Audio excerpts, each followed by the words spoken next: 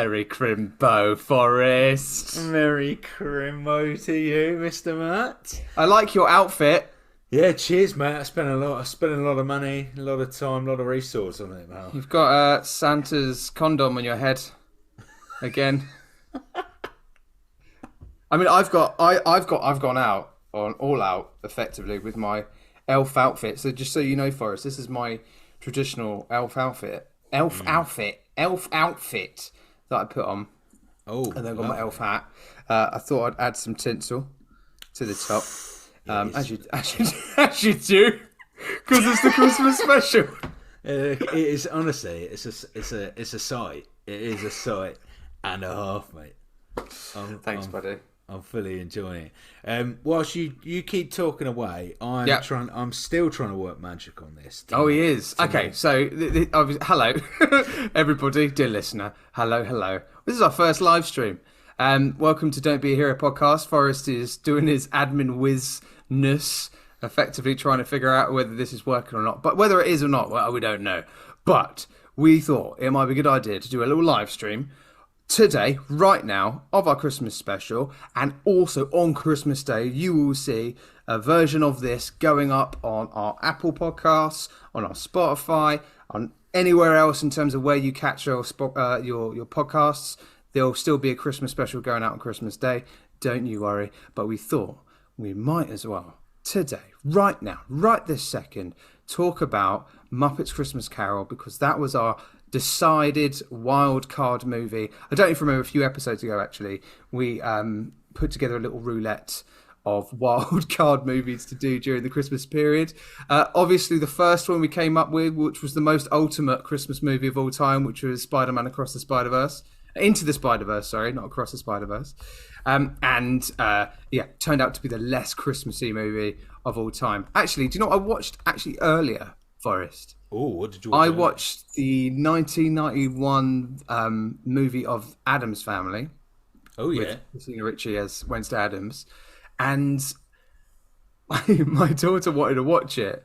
And I was like, why do you want to watch this? This is not a Christmas movie. This is literally the least Christmassy movie of all time. Why would we watch this now?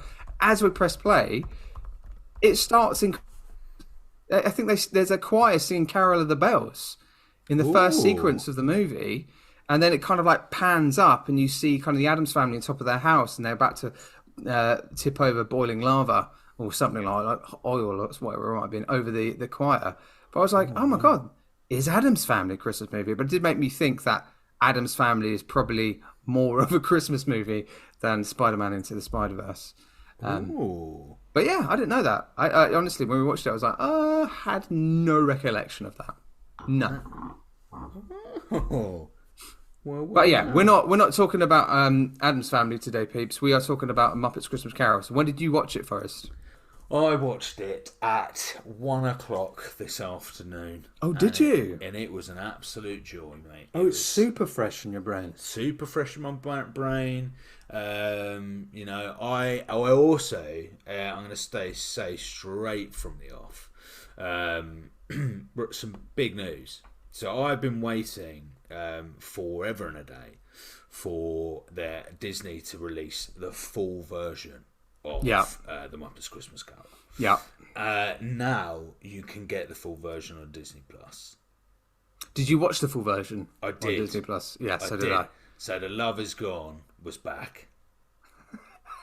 Love Is Gone returned. Love Is Gone had returned. Yes. It's for that actress to do that song, and for it then to get cut like the way it did, must have been quite heartbreaking, because she is going for it. I mean, when they added that back in, you could see the actual full performance. You're like, oh, she's really singing it. And what I love is when they cut it, there is at the end there is a reprise of that song. Oh yeah. And when they sing it at the end, every time I'm like, what is that? What are you singing? They're reprising something that was never sung in the first place. So it's nice to have it included. I think it was nice. I feel like it kind of completes it in a way. It did make it a little bit more special as well, which is good. Yeah, it's about time. It was the weirdest decision ever. I read places that the company thought it was boring. Really? Yeah, but I thought the song kind of brought it down and it wasn't interesting enough. And you're just fucking wrong, basically. You're just wrong. It's absolutely insane. Absolutely wrong. But before we go any deeper into Muppets Christmas Carol, we have got drinks with us, have we not? Oh, yeah. This is the Christmas special. We've got drinks. It's the Christmas. I'm just going to... big shout out, by the way, Matt. A big shout out to David A. Barrow, who I believe is tuned in. So. David. Merry Christmas, David. Hello, David. Welcome in. I'm going to pour a drink for you, David. Oh. I've got myself a red wine. You did that very shit screech just then. David. I'm going to... Red wine, David. Oh my gosh, David. Yeah, what are you drinking, mate? I am drinking Madri Excepcional El Amar de Madrid. Don't know, it's a beer. It is a beer, and I am drinking it, and it's got wheat and barley. It's got wheat and barley in it. Well, that's... I love a wheaty barley beer. Certainly isn't gluten-free. That's... No, you will be shitting today's. I've got... do you know what? Yeah, and this sorry, was... what have you got, mate? That was very rude of me. It's all right, mate. I'll just tell you. It's all right. Out of no conscious decision here, I've gone for an Argentinian Malbec, which is relevant to Argentina winning the World Cup. A few days ago. But I've also got a Beauty and a Beast. I can't see it now. It says "Be Our Guest," but then it has my name at the back. But you can't see it. I've got a healthy glass of red wine. Oh wow! Look at that. Oh yeah. Oh, lovely bit of Malbec. The beer just sits in the back of the throat, goes down the pipes, and away we go. Right. Is Muppets Christmas Carol, Forrest, an essential part of your Christmas viewing? 100%. You cannot get through Christmas without Muppets Christmas Carol. I work with people who have never seen it, and that fucking irritates me. Yeah. Really? They've never seen it. I'm like, how do you never see it? What circumstances have led you to today having never seen the Muppets Christmas Carol? That's what unless you don't celebrate Christmas, it's not of interest, fair enough. These people do celebrate Christmas. Mm-hmm. They love Christmas. And yet they've decided to shit all over it by not ever having watched. This is like one of those movies that's really difficult to avoid. Unless you must be actively avoiding it to not watch it, because this is on TV quite a bit, and it's usually on around this kind of lead up into Christmas. Yeah. And it's on Disney Plus. Obviously you can buy it on you can get it anywhere.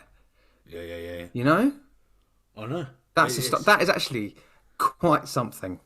It's madness. It's utter madness. It's carnage. It's chaos. It's chaotic. Hellish behaviour. It's unbelievable. I can't believe it. It's for me and the family. We were watching it a few times at least. It's definitely an all-time favourite for me. I think in terms of a Christmas movie, it's got absolutely everything you need. It's got the holly jolliness. It's got the songs. It's got some beautiful acting from none other than Alfred himself, Michael Caine. Michael Caine doing some Scrooge stuff. Come in, or decrease the surplus population. I decreased the surplus population, and I wasn't meant to blow the bloody doors off anyway. Bloody made a bloody oven. I want to keep the doors nice and closed because it's cold inside. Anyway, shut up, Matt. Why do I feel like we're doing the wrong actor? It's not the same actor, is it? Yeah, it feels like it's somebody else. Aren't we just doing... Who's this? Who talks like... Oh, that's Josh Widdicombe, isn't it? No. Josh Widdicombe talks like that. Josh Widdicombe, but Hello, Forrest. I'm Josh Widdicombe. hang on, I'm about to say something incredibly thick here. I can't. Oh my god. Who are we talking about? I got mince pie as well, just so you know. Got mince pie. I'm proper kitted out over here. Got a red wine, mince pie. I got the tinsel on my head. I'm all ready to go. Oh, he's tinseled out. He's got mince pie. You got a tiny tree with. Is there a robin in that tree behind you? A robin? No, it's a heart. The kids have decorated the tree. There's literally 3 ornaments on. We've got an angel. I think there's a penguin behind here, and at the top we've got a little red heart. Oh, it's the penguin. I think the penguin I mistook for a robin there. But Yeah. That's true. Nice. And I can see in the mirror you've got the letters Christmas. Stmas. And you've got some blue lights over the mirror. You've basically gone to town here, mate. Right, we should probably start talking about the movie, and we should also, at some point, I got some games for us to play.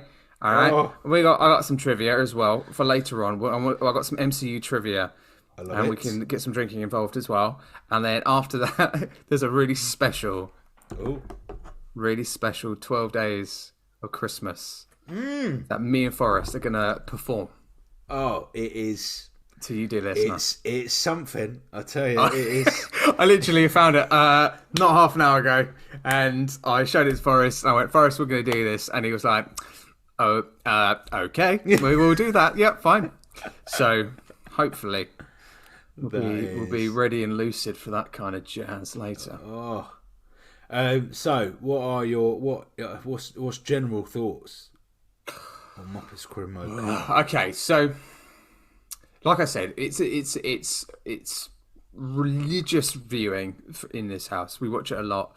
I think it's derived from one of the most famous Christmas stories of all time. You know, Charles Dickens' A Christmas Carol. I grew up watching it as well, so there's personal attachments to it, and being able to see my kids watch it as well and enjoy it, that's really nice.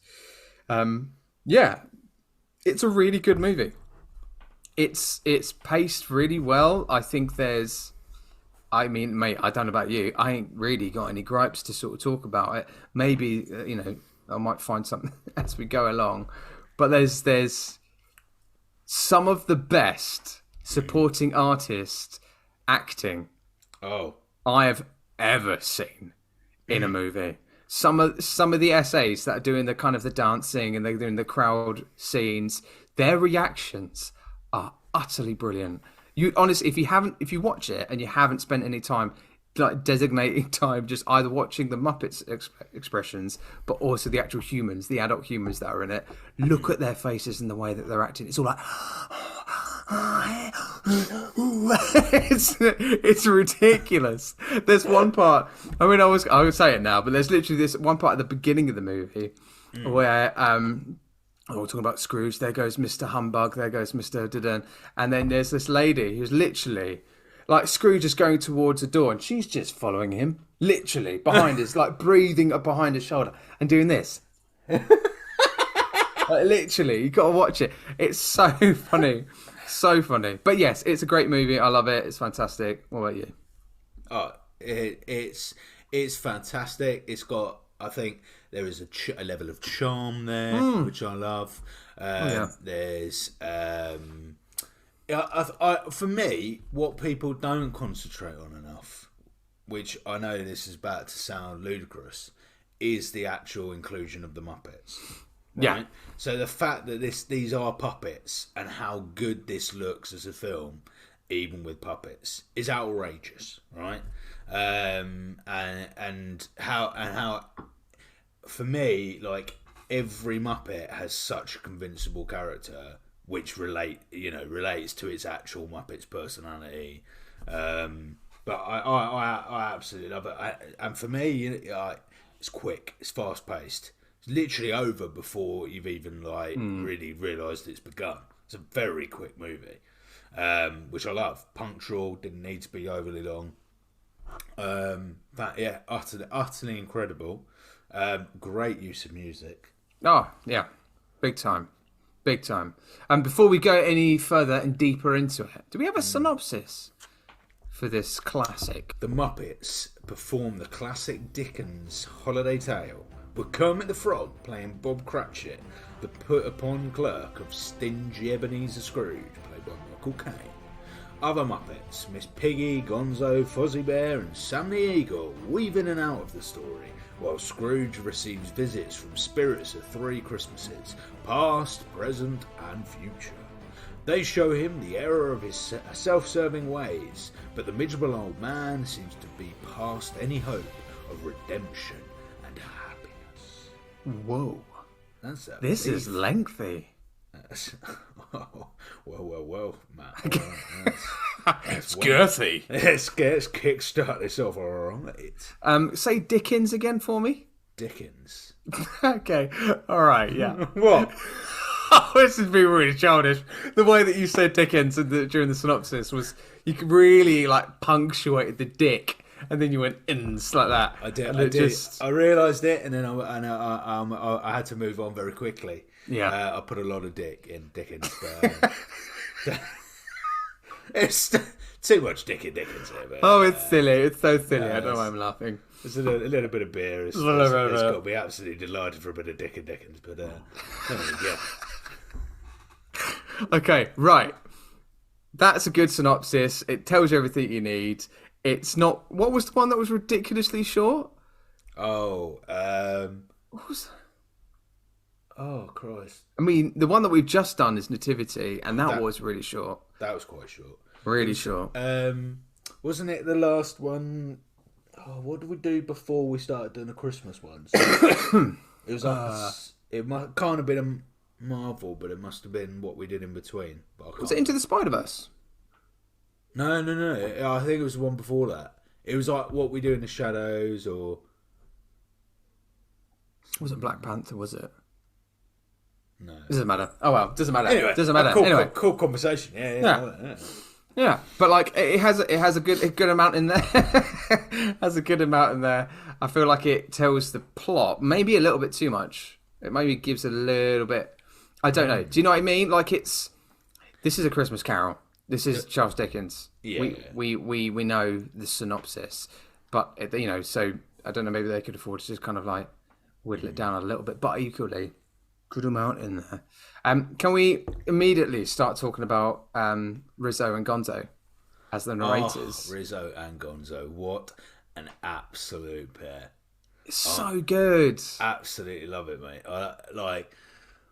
I think highlight for both is I don't know. Rizzo's a difficult one actually because there's two highlights. It's either him running on the turkey because he falls down a chimney, or Rizzo coming over the fence and then going straight back underneath it, and then he makes a whole thing where he has to jump right over this massively large gate when actually he could have just fit underneath it the whole time. It is a really good bit.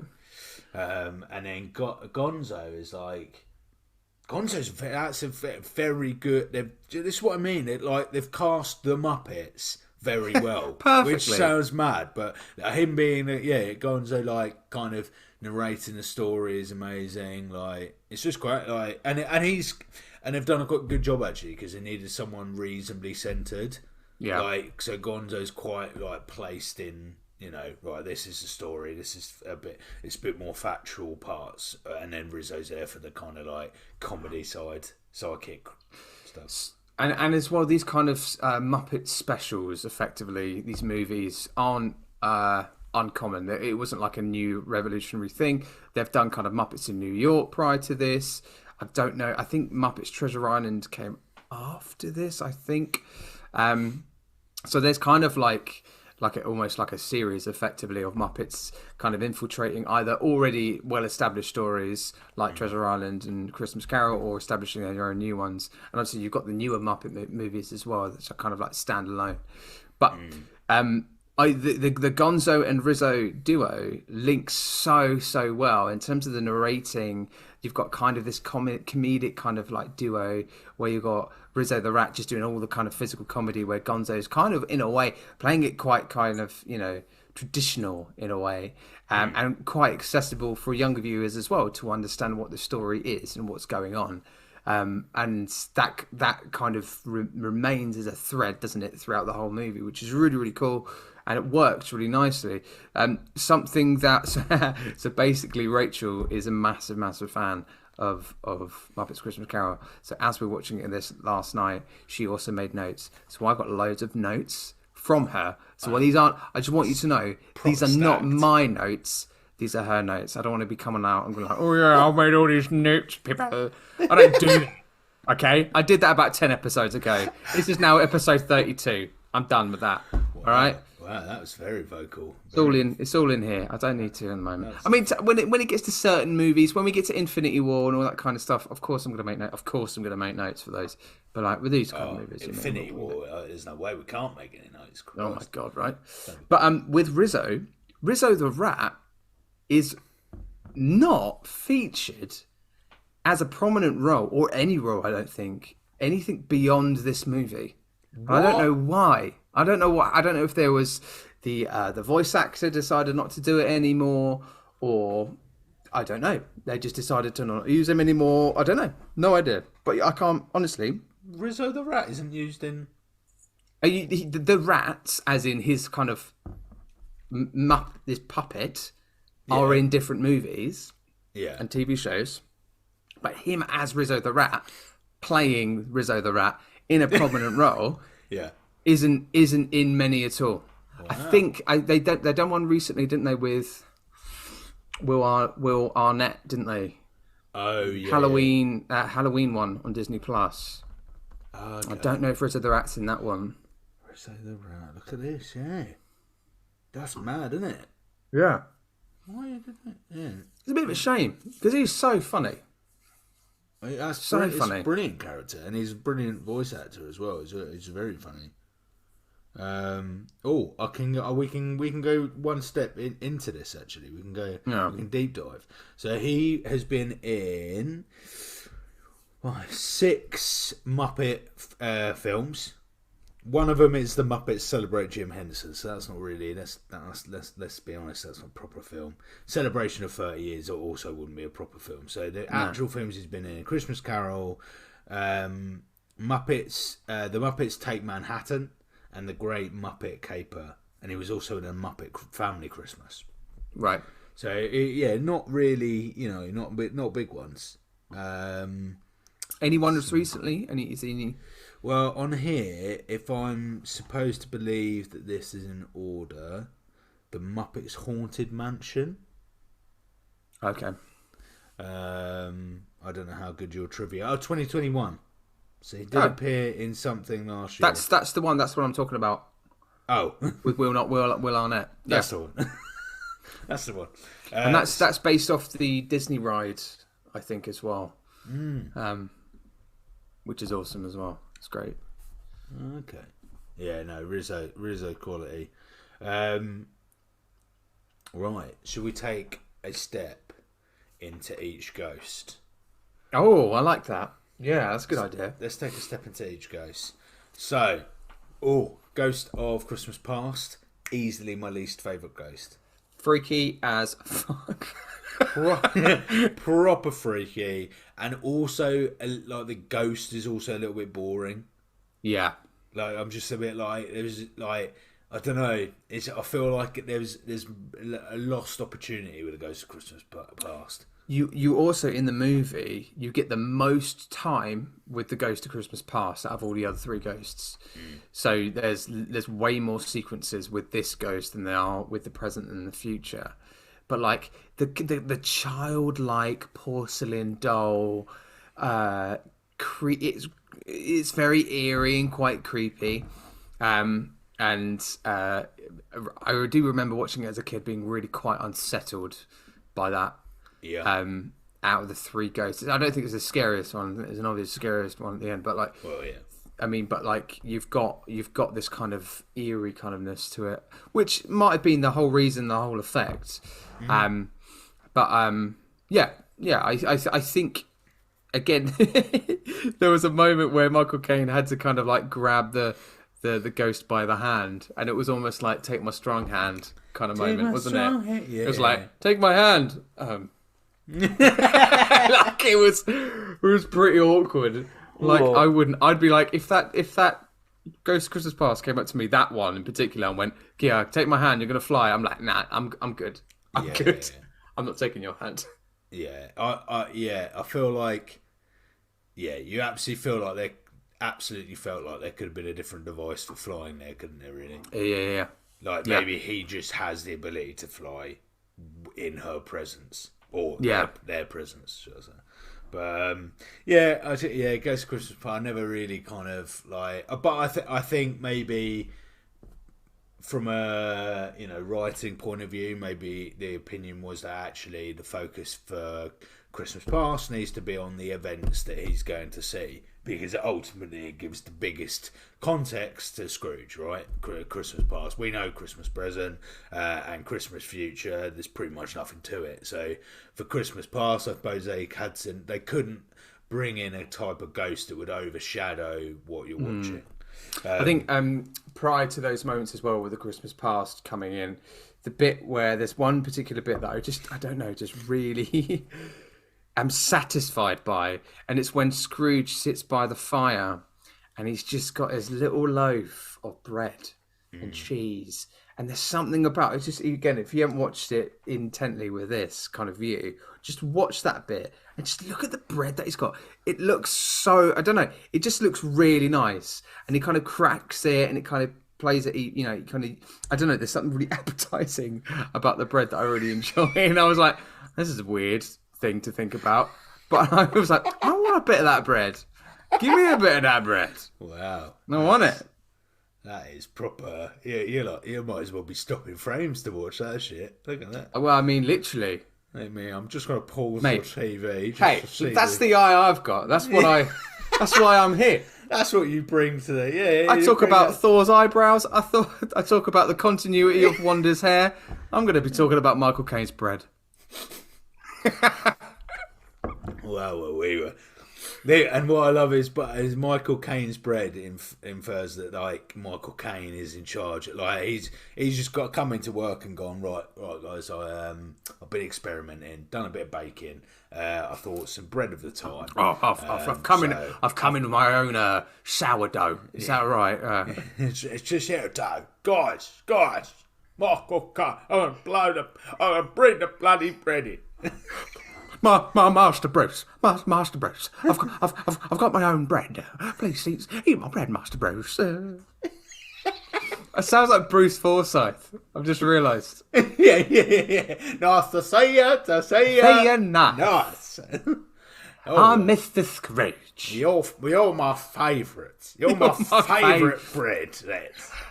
That's wonderful bread on this. That Vietnamese twirl was fantastic. Oh God! Yes, the bread. Yeah, bread was insane. Chris, one of my favourite characters in the Christmas Past element, Eddie the Eagle. Oh yeah. Love it. Loving the Eagle in this. It is Eddie the Eagle, isn't it? Yeah, it is. Oh, yeah. Those kind of moments. American way. Yeah, that's good. And it feels like, especially the classroom scene, is you get that bit, and then it moves very quickly, doesn't it? Because it then goes into the party. It then goes into his past with Belle, meeting Belle, breaking up with Belle, Belle getting her song. Hooray! Fantastic! Whoa. All right, we see Belle's song finally, but like. All of these sequences are so quick. And it's actually really, for anybody that doesn't know the story, I suppose, it's maybe for a younger viewer as well, it's quite a lot of information to take in that point. But, so we finished with Ghost Christmas Past. So, sorry, Matt, I'm just going to interrupt because we've just had our first piece of live engagement. Oh, good Lord. Right, what's that? What did we do? Are you excited? We got a message. I am. Yeah. Right, so Dee's Movie Reviews has said, really, what's great is this first comment is really descriptive and meaningful. They've simply said, give me your balls. I have Gladly. no idea what that's in relation. I can only assume it's part of your jingle balls. Gladly. Give me your balls. There you are. That's that top tier listeners that we've got. Give me your balls. Wow. Anyway, sorry, you were moving. Speaking of balls, I wonder whether the Ghost Christmas Present had any. Ghost of Christmas Present. Yes. Yeah. Well. Yeah. And did he crush them? Well, he came in with, in all honesty, he came in with big balls, didn't he? Big ball energy. Know me better, man. He by far, the Ghost of Christmas Present is my favourite. Is my favourite of the three ghosts in the Muppets. Oh yeah, big time. By an absolute long shot. I think it's superb. Yeah, it's absolutely golden. Yeah, he also, I think he has the best song in the whole film as well. Yeah. Feels like Christmas. It feels like Christmas. Yeah, I have a theory with Christmas Present. When I say I have a theory, me and Rachel discussed it. Hang on, Bob's all right. We'll get it playing in a minute, sweetheart. Thea's over there. She's just chatting to me. But Thea, we had a little chat, didn't we, about it last night? Ghost Christmas Present. Get the sense at the end, as he kind of like his spirit dwindles. I also get the sense that he kind of looks a little bit like Santa Claus. Yeah. So he kind of starts as this really jolly man going through the present of Christmas. This is what the culture of Christmas is now. This is how we believe in Christmas now. And then it kind of like goes through, and it kind of feels like, and in his departure, you could almost see him, leave as Santa Claus to go and do his Santa duty. Ooh, I like that theory. Yeah. And the first time we see him, isn't he on like a massive stack of presents? Yes, he is. He's on a huge stack of presents sitting at the top of the tree, mate. Yeah. So there you go.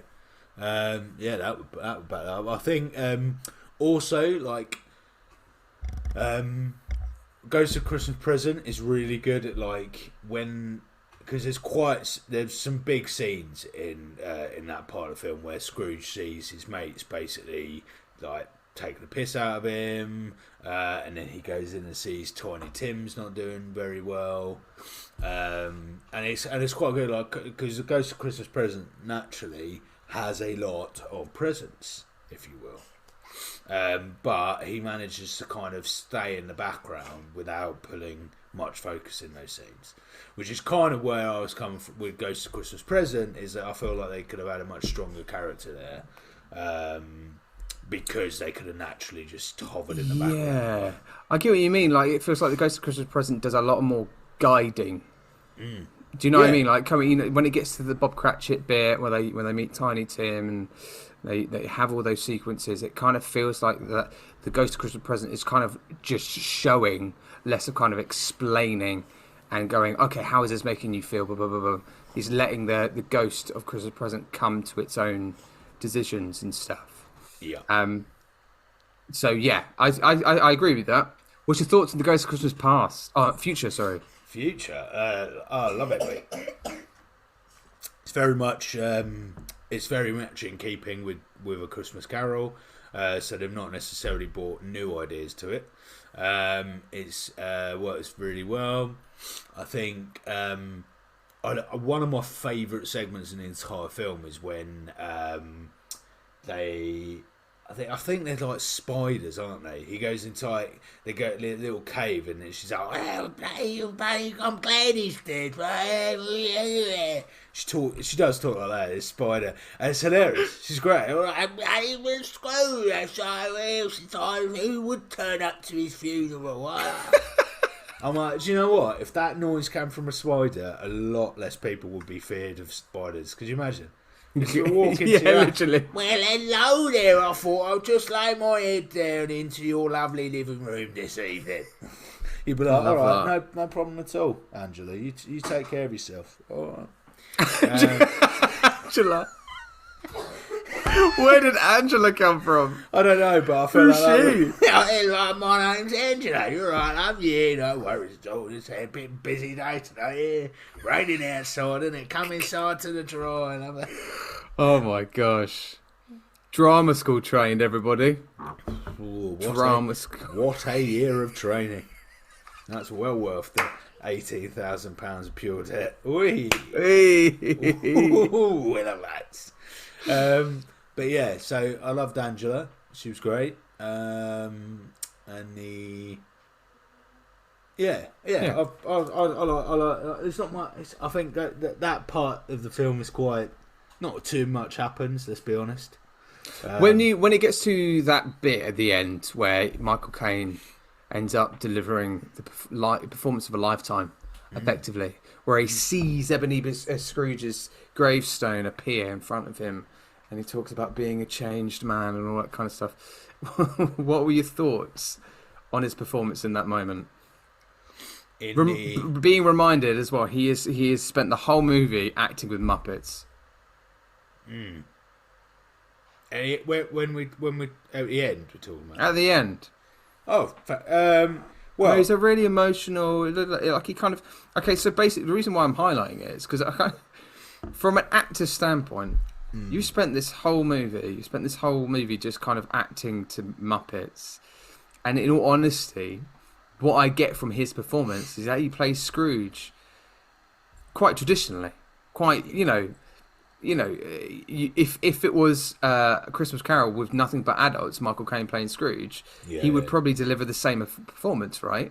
Yeah. So that kind of effort that he's kind of still trying to be as naturalistic as possible, and especially in that moment at the end where he sees the gravestone, he's being, the emotions are there, the weight of the story is there, and I'm like, I mean, props to him, because that goes to show how much of a, actor he is. But like, it must have been quite difficult to do in those moments where he is being really emotional, where when he's seeing Belle break up with his younger self, all those kind of things. And I'm like, that how do you be as authentic as you can when you are outrightly knowing that you are doing a movie full of Muppets, and there's probably adult humans on the floor there doing that. Yeah, exactly. And I think, and so I went to. Have you ever been to Muppets Christmas Carol sing along? No, but I've been to a drive-in version. A drive-in. Oh, yeah, I love a drive-in. So I went to a sing-along version, which was like an actual. So you watch it, but there are also like it's kind of like a performance, because you've got actors there who are kind of like giving you stuff to drink whilst the performance is on and telling you when to shout things out. And there was this whole thing where they go, basically every time Michael Caine does some proper naturalistic acting, like you have to we had to all shout, "Go on, Michael!" And it's like, so when he went, especially at the end when he's like, "Oh no, I'm going, oh god," "Go on, Michael," because it's absolutely absurd that you've got Michael Caine absolutely just acting his heart out, whilst little Miss Piggy is walking up to the door and pushing him out of the way. It's just hilarious. It's utterly absurd, but it works. I think it was a relative gamble there, isn't it? Really, because they could have just done the whole film mostly for laughs and brought in a main star who plays Scrooge in a very like caricature, comedic, like all of that, but they didn't. So it works. For me, it does work. And I think you get a bit of payoff when he goes back to reality after the Ghost of Christmas Future, because that kind of naturalistic, because then when he's so joyous at the end, you do go, oh, actually, this character's had an actual transformation. Whereas if it was a caricature, and if it was like, play for a certain level of laughs, like the rest of the Muppets are doing it to a degree, then I don't think you would have got that payoff at the end. Maybe they don't mock the story. They are very true to the story, and I think they input like the the tone of a Muppets movie into a very traditional story brilliantly, and they don't mock it. They don't, like you say, just play it for laughs. Yeah. They still very much make it a very family-friendly movie that is not only accessible for children to understand, but equally enough for adults to really enjoy. So that's something that I think has, given it the reason why it's standing the test of time right now. It's still very much beloved, and people are still very much watching it every single Christmas, and enjoying it.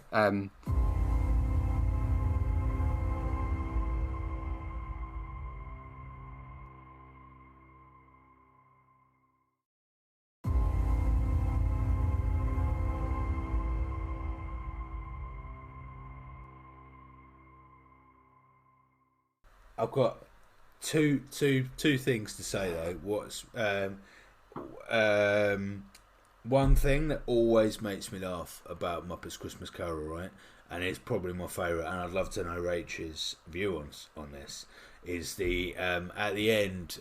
So he comes back, he wakes up in his own house, and then one of the first things he does as a changed man is ask a very, very small. I don't know what it's supposed to be, like squirrel. Not a squirrel. I don't know what it is. Like a mouse. It looks like a squirrel. Mouse, it looks like a red squirrel. Yeah, but I don't know if it is. Yeah. So, and he asked this tiny squirrel to walk around the entire town with the biggest fucking turkey you've ever seen in your life.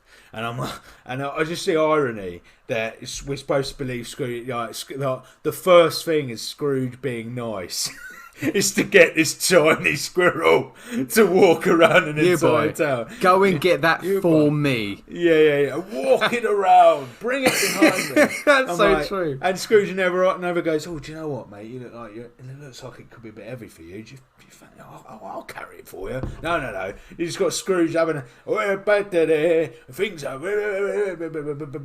and then no, it's all poor old little squirrel's having a fucking heart attack behind him. Squirrel died. Tiny Tim stayed alive but the squirrel died. But the squirrel died of injuries on his way up. Yeah. But that has always made me laugh. Like that. That's kind of funny. He does pay him though. He does offer him £5,000, doesn't he? Yeah. He pays. It's no difference if he pays him if he's dead by the end of it. That's what. Oh, it is. Oh shit.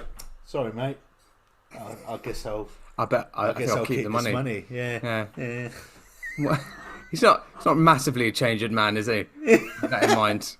You tiny lad, go and get me that massive turkey. What, the one that's all the way down the street? Yeah, go and get that for me to feed other people. Can I get... No, I'm going to give you £5,000. If you're back in less than 10 minutes. Yeah. Well, there's a time restraint on this. Limit.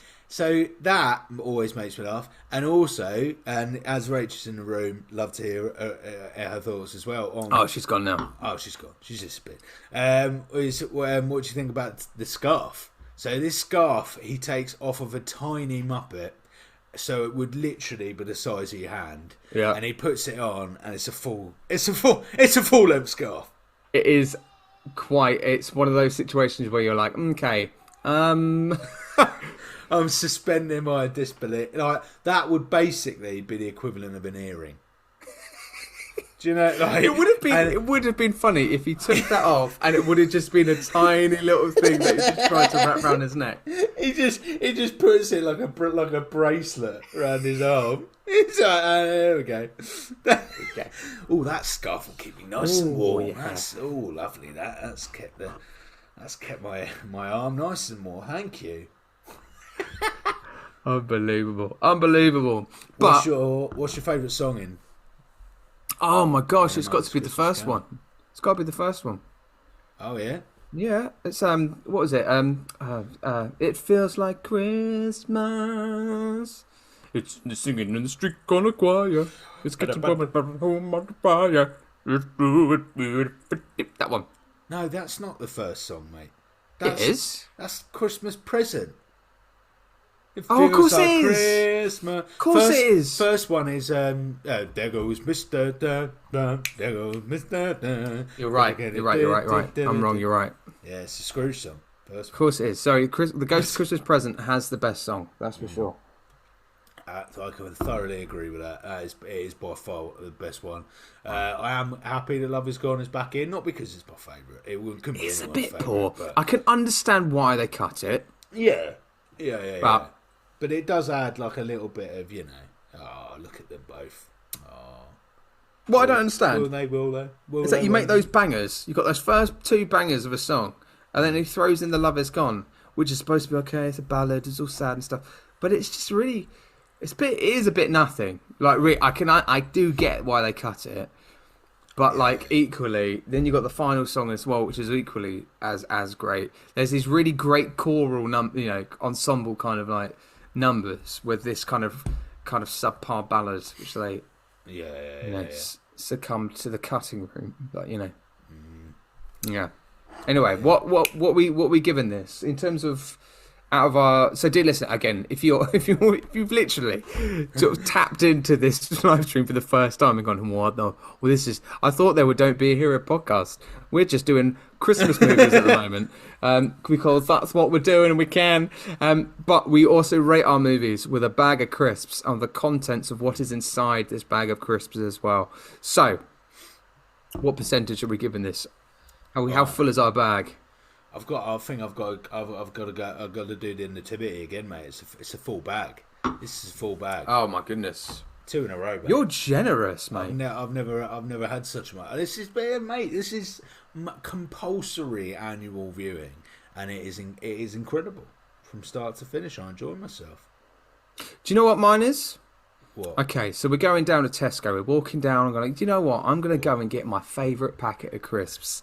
Okay, so you walk in, you go, oh my God, there they are, my favourite packet of crisps, and you kind of like, you get the first one out, and you're like, oh, that's not too bad, and then you go, you know what, I'm gonna watch it again, I'm gonna have a look and see if there's any the other ones. So you have a look at the other ones, and then right at the back is this plump, full, to the brim, almost bursting out bag of crisps, and you're like, oh my God, I've hit the jackpot. My favourite bag of crisps. They're brimming. So you grab it, you buy it, you eat it, and you've got this full contents of crisps, more than you ever wanted, and it fills you with delight, joy, and happiness. Oh, that is this movie, brimming to the top, my friend. I think if I could put my review into such an analogy like you've done yours, then I think mine would be, do you know Sensations poppadoms? The time, they are fucking gorgeous, right? Yes, the purple packet that we all have. So I think for me this would be that, because that like I always buy that because I know it's great. So I don't have it all the time by any standard. It's probably once in a blue moon, but I know I can always trust in it. I can always buy that bag of crisps, eat that first poppadom and go, fuck me, I'm about to have a joyride here. And this is that type of film. You don't watch it all the time. It comes to Christmas. You pop it out of its disc, or you just click on Disney Plus and it's there. And then you watch it and you go, oh yeah, I've just had that first poppadom from that packet of Sensations. That's brilliant. I love that. That made me a bit emotional. I can see the tear, mate. Wow. Well, there we go. That's Muppets Christmas Carol. We're not going to finish the live stream there though, Forrest, because this is our Christmas special. Oh, all right. Yeah. I thought. I mean, in this week's episode as well, we did Nativity, which was uploaded today. So do make sure you go and have a listen to that on all of our streaming sites as well. If you are listening as well and you haven't heard from us and you'd like to listen to us as well, just send us a little comment right now or a little DM and we will send you a link to our latest episode so you can go ahead and have a little listen. We give you a personal thanks as well. There you go. All right. So do make sure you do that. But like we did also talk about Marvel, DC reboot as well. And we did some little games as well. We did a little Would You Rather version of Marvel. But this time round, I think, Forrest, let's do a little drinking game. Let's do it. I'm about to whip open the second bottle. Yes. I've just filled my glass up a little bit. Not as full as the last one. I think it was right up there, my first one. But This is I'm onto a Henry Weston, and this is a big. This is 8%, mate. So this is good lord. Chill out. All right. Jesus Christ, mate. I'm gonna have a drinking problem by the end of Christmas, mate. That is for sure. Woo. Right. Okay. MCU. Trivia. This is what we're going to do. We're going to do a question each. Okay, so I want you to find some MCU trivia as well. Shit. Look that up. Oh, bloody hell, mate. You put me on the fucking spot here. Have you not got that prepared? Oh, yeah. Cheers, mate. Yeah, no problem at all. All right, you can do that for me. All right. There's a good Forrest. Go on, Forrest. Oh. Steady on. Talking nerd to me. We're going to just ask each other a question, okay? MCU related, whether we get it right or not. If you get it right, take a drink. If you get it right, you don't take a drink. Simple as that. That's how simple we'll keep it. We'll do a few rounds, and that'll be that. Ding dong merrily on whole years. Before we finish as well, actually, in terms of wrapping up with Muppets Christmas Carol, I've just remembered that I have to do a plug. Can I do a plug without segueing it in? Yeah. Well, you do an actual plug. Segued it in at all there. So it's not my plug. So honestly, I think I'll get majorly bollocked if I didn't do this right now. So we've just done a Muppets Christmas Carol. Rachel, my partner, is also in a singing group called the Christmas Carol Experience, which also do the story of a Charles Dickens, and they do it in kind of like a small part, kind of like a cappella group with a narrator telling the story as well. It is genuinely the most festive thing I ever watch, and also I've been lucky enough to be a part of it a few years ago doing the narration. So www.christmascarolexperience.co.uk, go have a little look. I'll have to put a link in the bio in this episode as well, or I'm gonna get told off. I've got my chain. I got my chain here. I'm like Marley. I wear the chains in my marriage. When I do mention Jam Jar, I like to mention the Christmas Carol Experience. Jam Jar's a lovely band, by the way, that Matt is also part of.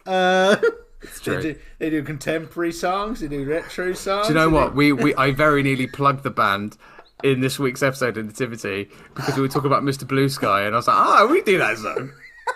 But I didn't. I withheld it. Oh, mate. Genius. I withheld it. But yeah, go and check it out. Go check out the website. They've got a recording as well, which you can purchase on all streaming sites as well.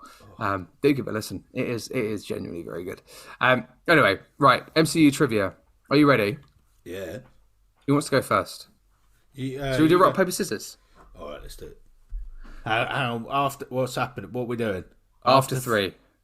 So 1, 2, 3, then do it. Yeah, okay, you go. 1, 2, 3. That's the most slow motion violent shit. Again. Right. 1, 2, 3, go. Yes. Okay, alright, you go first. Right. Here we go. So. Alright, Jesus. So, in which movie did Spider-Man make his first appearance in the MCU? Civil War. That is correct. Thank you very much. I feel like you need to put in the edit. I mean, obviously not right now in the live stream. We need some music. We need some underscore right now. We need some underscore. Oh my gosh. Well, that's quite mean. That was this. Okay. In Thor Ragnarok, which character says the first line? Ooh. Which character says the first? Thor Ragnarok. How does it start? We have covered it. We have covered Thor Ragnarok. We have. How how does that start? We go from.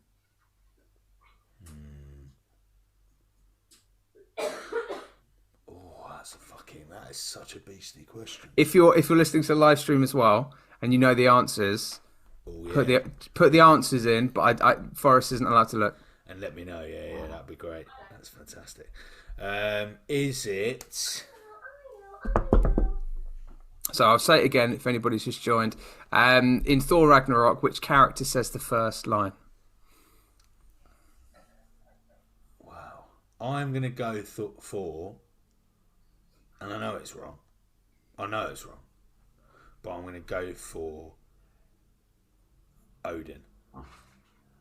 That is incorrect. Who is it? Just goes to show how much you hate this movie. Who is it? It's Thor's monologue. It's Thor.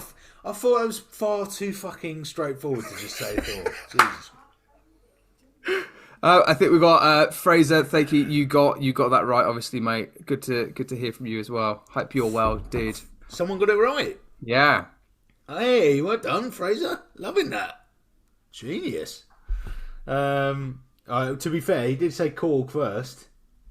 So, you know. Wow. Yeah. If you want to take his first answer, then. Yeah. Okay. Right. So it's my one now, isn't it? Yeah, you'll go. Right. I'm going to go slightly harder now, then, if you're going to be bouncing out questions like that. Hang on. That wasn't a hard question. Right. Who did Captain America give his shield to in Endgame?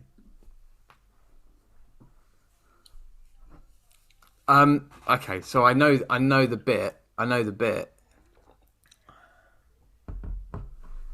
He gives it to Falcon. Yes, he does.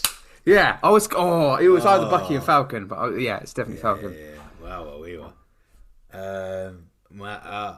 Fraser says he thought you said Love and Thunder. That's why he said. I see. That is correct. Yeah, Korg does open that, doesn't he? Lovely, fantastic. You should know this, actually, Forrest. This next one, okay? Because in our podcast we like to talk about the running time of movies as well, briefly. And so with this one, which Marvel movie has the shortest running time? Oh, shortest. This is a great question. Which Marvel movie has the shortest running time? Anybody's listening, put in your guesses. I think it's got to be.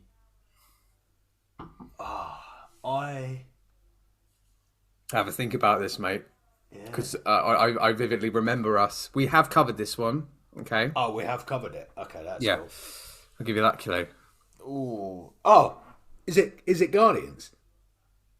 It's not Guardians. It's not Guardians. First Guardians is quite short. So. It is quite short. It's the Incredible Hulk. Oh, that's good. Because I remember, I think it was that. So the Incredible Hulk was our second episode that we ever did, and I do remember us talking about the running time in length. It still felt too long in the actual fucking film, though, didn't it? Yeah, felt far too long. Right, you'll go. You'll go. Right, my go. So, oh wow! Some of these are fantastic. I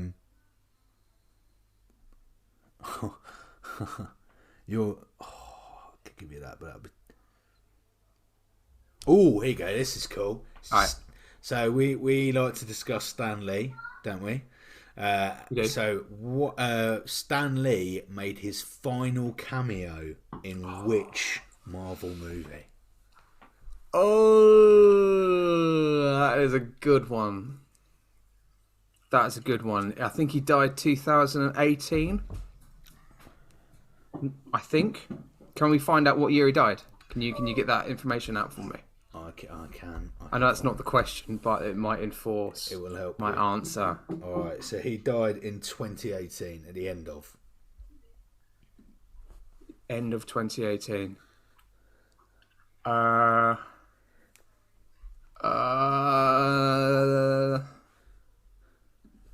my gosh.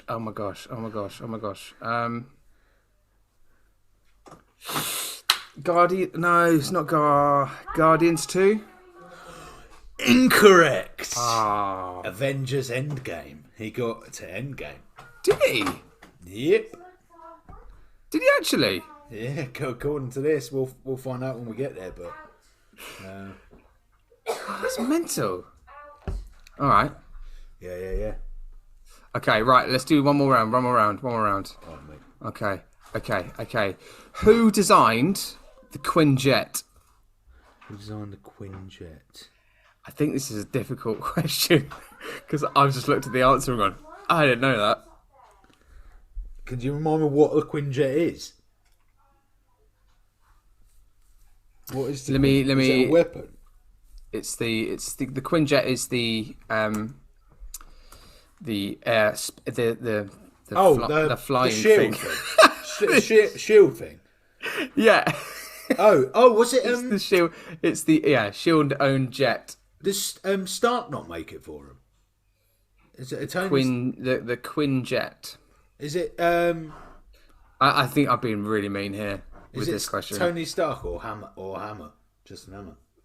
It's actually Black Panther. What? Apparently, Black Panther designed it for him.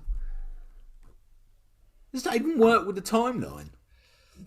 Yeah, because I think it's made out of vibranium.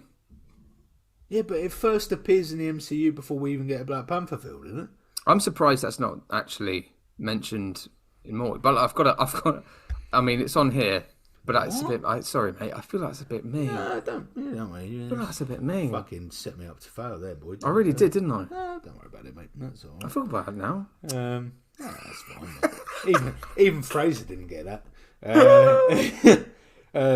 Although Fraser did get the last one correct. He said Endgame. Nice. So you got the one. You got that. No, that the one. The last one, right? Right. So now I need to make mine. There we go. Right. What could I do here? The suspense is killing me. Here we go. No, that's too difficult. That's too weird. Okay. This is cool. Yeah. What is the name of the theory created by Jane Foster?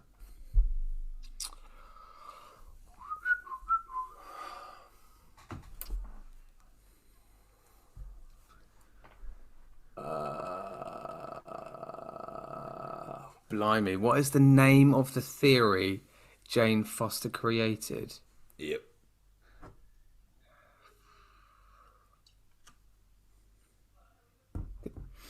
The ether theory? I don't know. Oh, mate. I don't know. No, I don't know. So final answer. Yeah, I don't know. But when you're going to say it's going to annoy me. It is going to annoy you big time. Go on. It was a Foster theory. Oh, for fuck! Of course it was a Foster theory. Because all scientists name their theories after themselves. The Foster theory. Yeah, how fucking irritating is that question? I love it. I'm loving the trivia. Right. No, it's good. Should we do one more each? Just one more. One more for the road? Just one more for the road. Let's do that. Okay. All right. All right, here we go. You ready? Sticking with Thor. All right, sticking with Thor. Hang on. So Fraser said it's the Wakanda Defense Group made it. Headed by T'Challa. This trivia site can get fucked then, can't it? Oh. Get a really trivia site. Sorry, mate. You pop your question my way, mate. Right. Okay. Which eye does Thor lose? Left. It's his right one. Oh, for fuck's sake! It was 50-50, wasn't it? It was 50-50. It was absolutely 50-50. I went so bold on left. You did. You went straight in. Well, no fucking around. I had a little drink for you there. Okay. Well, there we go. So, okay, let's get one. You're gonna know that. That's a great question, but you're gonna absolutely know the answer within seconds. So, not doing that. Okay. Oh, this is a good one. I like this one. Yeah. I wouldn't know it either, so there you go. Thor played what video game in Avengers Endgame? It was an online. It was an online game.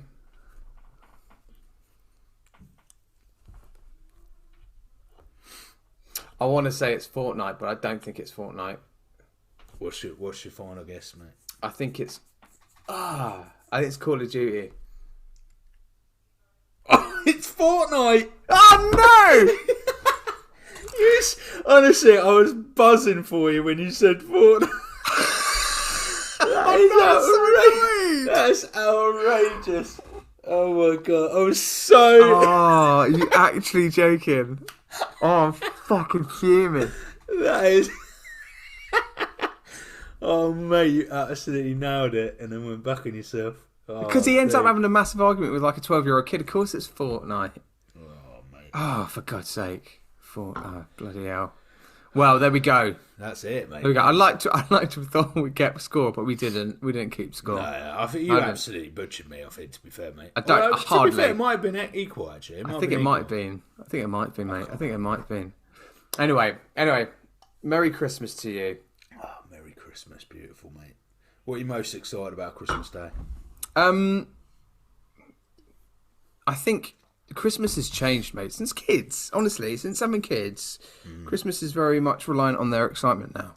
So, like, they drive the spirit. They drive that spirit coming through. So it's really nice just having them kind of lead the day effectively. In all honesty, to be fair. So I think that's usually the best thing. I'm going to spend it with family. As you do, spend it with family. It's going to be great. It's going to be, my brother's down as well. My brother lives in Ireland and he's come down as well to be festive with us. So that's going to be lovely. A lovely little time. Little time. Are you hosting at yours? Or? We're not actually. We did last year. Yeah. This time around, going to my folks for Christmas. Yeah. No pressure on the cooking then this year. No pressure. Literally, mate. My Christmas shop just came in like yesterday. Yeah. Dad, honestly, no Christmas dinner stuff, no stress, literally just snacks and drinks. That's it. And I was like, this is lush. This is great. Yeah. What about you? What's your plans? So on Friday, we're going to Sophie's family's place that they've got in Norfolk. And it's like proper rural and the sticks, Norfolk, Lamas, I believe it's in. Nice. And it's gorgeous. And we're going there. And we're just gonna kind of just chill. Loads of there'll be about there's 8 of us going. So it'll be banging on Sunday. On Christmas Day. 8 of us and 1 toilet. So we're there for about 6 or 7 days. So we are relying on everybody getting through that all right. I really hope your plumbing stays healthy and those pipes are clear. All right. I hope my pipes are clear for the 6 to 7 days. You take it easy on those cheeses, my friend. Oh my god, mate! That norovirus, would if that came knocking. Don't you dare! I'd start crying. Don't even think about it. I hate that. That really is a thing, though, isn't it? As well, like, so obviously I've just been unwell recently, but like, it's really that is a genuine anxiety. The pressure we put on ourselves in the run up to Christmas, in terms of having to be healthy, in terms of having to cook a Christmas dinner, in terms of making sure everybody's got presents and and you can quite easily get a bit stressful and overbearing. But again, just that's not what it's about. That's not what it's about. Do you know what? For me, I feel because I don't like doing it and I'm shit at doing it. But I really feel like we should live in a world where you don't wrap presents. I feel like you should just put them in a bag, or like you can just put them in a bag, in there whatever form they come in, and you just go, right, there you go, mate. Yeah. Like, obviously take the price tag off. Don't be an absolute twat. But I don't all this wrapping stuff. I know you unwrap and it's the excitement, but you can do that. But just stick it in a bag and you just go. Just don't look at what's in the bag, and then there we go. I'm opening the bag. Exactly. I feel like wrapping becomes a stress because it's like how much. 100%. Oh my god, what am I trying to fucking say? Oh my Jesus Christ! How much you wrap? How much? Yeah, no, but what's the fucking Sellotape. How much sellotape goes on it? What wrapping do you choose? Does it fully fit the thing? Because whenever I do it, I'm like, oh yeah, that's definitely enough wrapping paper. No, it's never enough wrapping paper. It's always got. And finding the time to do it as well. You have to literally designate time to do those kind of things, which is actually quite a difficult thing to do. You know, especially if you've got somebody, a loved one with you in the house where you're trying to wrap presents for them, and you got gifts, and you're trying to sort of do it secretively, and it becomes a whole logistical nightmare. Yeah, which is all over within 2 minutes. Yeah, and the amount of paper that's utterly wasted. Sellotape that's you just for like, okay, there it was for 2 seconds, and now it's gone. Yeah, literally. Whereas, but this is the thing. So I mean, you know, obviously we're live streaming right now. So dear listener, if you're watching and listening, you know, you have a fantastic Christmas. But just remember as well, Christmas isn't about the stress. It's not about the pressure. Don't put too much pressure on yourself. So don't go. It has to be this has to be the best Christmas of all time. I hear too many. Honestly, I've got mates. Even Rachel does it. She's at fault with this as well. Where you kind of go, Christmas has to be this gigantic, memorable, life-changing thing. Where it's like, you know, sometimes some years, don't just allow yourself just to be in the moment. Just don't stress out. Don't put too much pressure on yourself, because it actually, when you think about it, this holiday season, whether you celebrate Christmas or celebrate anything else, you know, all of that can be quite a stressful situation, because you set really high expectations on yourself. So just alleviate that, dear listener. Allow yourself just to go for it. Have a festive time, all right? No expectations. Nice and chill, all right? And we will upload this episode on Christmas Day, so you can listen to this while you're cutting your veg, having your nap. Jingling your balls. Your balls. Whatever you might be doing on Christmas. Exactly. Right. Exactly. Have a way on. This is great. This has been lovely. I can't wait, mate. And do send us, a pic, a video, or even a message, just to say, oh yeah, you know what, this is what I'm listening to it.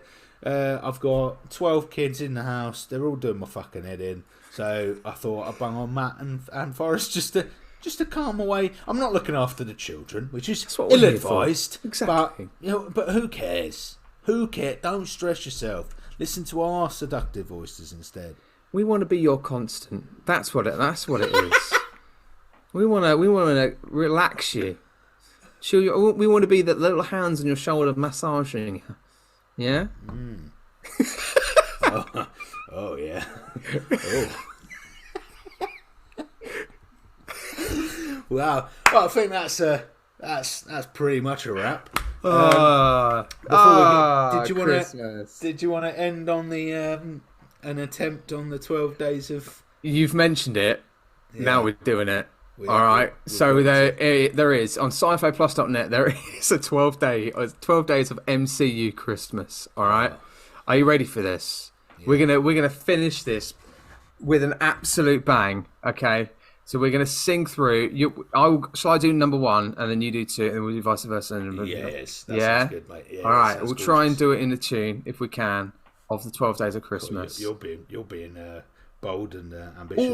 Or we can do it like we do with our fan fiction. It's up to you. Oh no! I think we absolutely do it in tune and we'll give it a fucking good go. I think we should commit to it. We should absolutely commit to it. That's what we do on this podcast. We commit to this shit. Yeah. we get paid handsomely to do this. Let's go fucking wild. This is the 12 Days of MCU Christmas. On the first day of Christmas, MCU sent to me Guardians of the Galaxy. On the second day of Christmas, MCU sent to me 2 Spider-Mans and Guardians of the Galaxy.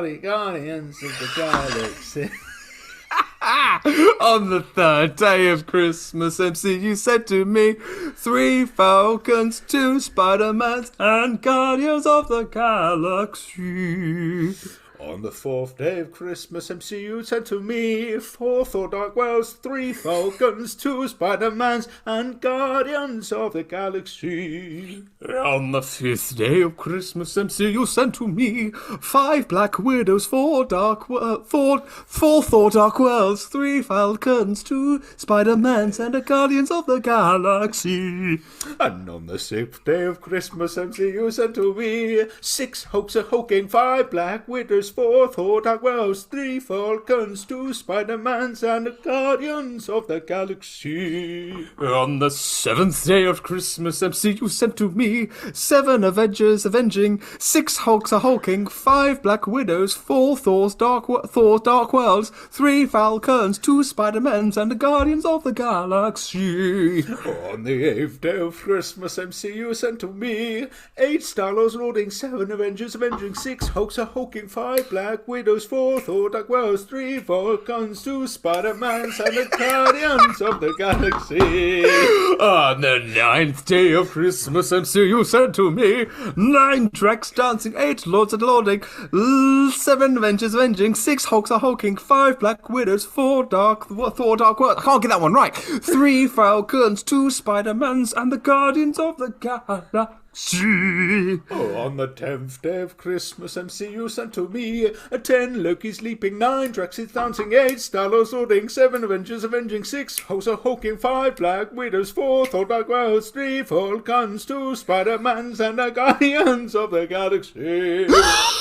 On the 11th day of Christmas, MCU sent to me 11 Groots are growing, 10 Lokis leaping, 9 Drax are dancing, 8 Lords are lording, 7 Avengers avenging, 6 Hulks are hulking, 5 Black Widows, 4 Thor's Dark World, 3 Falcons, 2 Spider-Mans, and Guardians of the Galaxy. On the 12th day of Christmas, MCU sent to me 12 Iron Mans ironing, 11 Groots are growing, 10 Lokis leaping, 9 Draxes dancing, 8 Star-Lords holding, 7 Avengers avenging, 6 Hulks are hulking, 5 Black Widows, 4 Thor Dark Worlds, 3 Falcons, 2 Spider-Mans, and the Guardians of the Galaxy. Right. Yes! That was the last time we were ever listened to. So bad that Sophie's just emerged. We've caught the attention. I'm not showing my face on camera, you Santa sperm. Santa sperm. Right? Oh, thank you. Literally. Cheers. Pasta, courgette, mushroom, and a lemon wedge in case you want to. Oh, I love you so much. this is. Oh, that sounds amazing. How great is that? Look at this. Oh, she's good. She's beautiful. What a way to finish the live stream. She's beautiful. What a lovely person. I love so much. Santa sperm is now getting fed. What an absolute bit.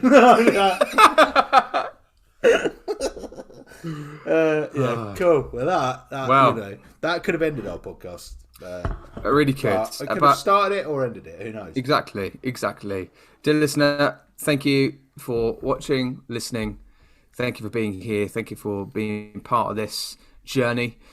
We will be uploading on the 28th of December. We'll be doing a highlights episode of a roundup of 2022, talking about our favourites about the podcast as well. We're still not a year into this podcast, which is absolutely mad. And the fact that we've got people listening is crazy, which is awesome.